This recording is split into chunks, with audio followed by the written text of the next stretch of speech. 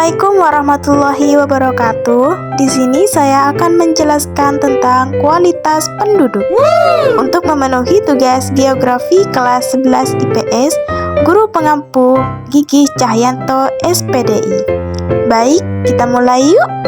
Kualitas penduduk merupakan salah satu faktor yang menunjukkan sejahtera atau tidaknya penduduk di suatu negara.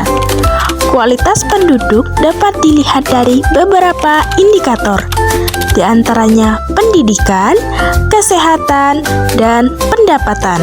Baik, kita bahas satu-satu. Yang pertama adalah tingkat pendidikan. Pendidikan merupakan salah satu indikator kualitas penduduk.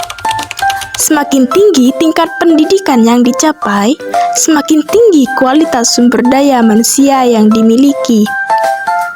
Tingkat pendidikan dapat diindikasikan dari 1. Persentase angka partisipasi sekolah. 2. Angka melek huruf. 3. Rata-rata lama sekolah.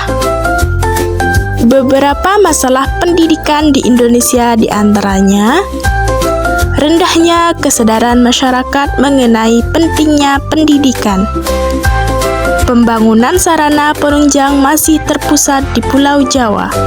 Dan rendahnya pendapatan penduduk sehingga tidak dapat melanjutkan sekolah. Yang kedua adalah tingkat kesehatan. Kesehatan adalah keadaan sehat, baik secara fisik dan non-fisik, mental, spiritual, maupun sosial yang memungkinkan setiap orang untuk hidup produktif secara sosial dan ekonomis. Tingkat kesehatan dapat diindikasikan dari 1. Angka kematian bayi. 2. Angka kematian ibu melahirkan. 3. Kecukupan gizi makanan. 4. Usia harapan hidup. Baik, yang terakhir adalah tingkat pendapatan. Tingkat pendapatan penduduk dapat diukur dari besarnya pendapatan per kapita. Pendapatan per kapita merupakan jumlah pendapatan rata-rata penduduk dalam suatu negara. Pendapatan per kapita diperoleh dari besarnya pendapatan nasional. Secara keseluruhan dibagi dengan jumlah penduduk.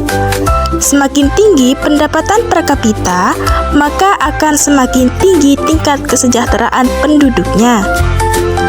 Pendapatan per kapita Indonesia masih tergolong rendah. Hal tersebut disebabkan oleh berbagai faktor antara lain: 1. Pendidikan masyarakat yang masih rendah. 2. Jumlah penduduk terlalu banyak. 3. Minimnya lapangan pekerjaan. 4. Kurangnya tenaga ahli dan sebagainya. Oke, cukup sekian dari saya. Kurang lebihnya mohon maaf.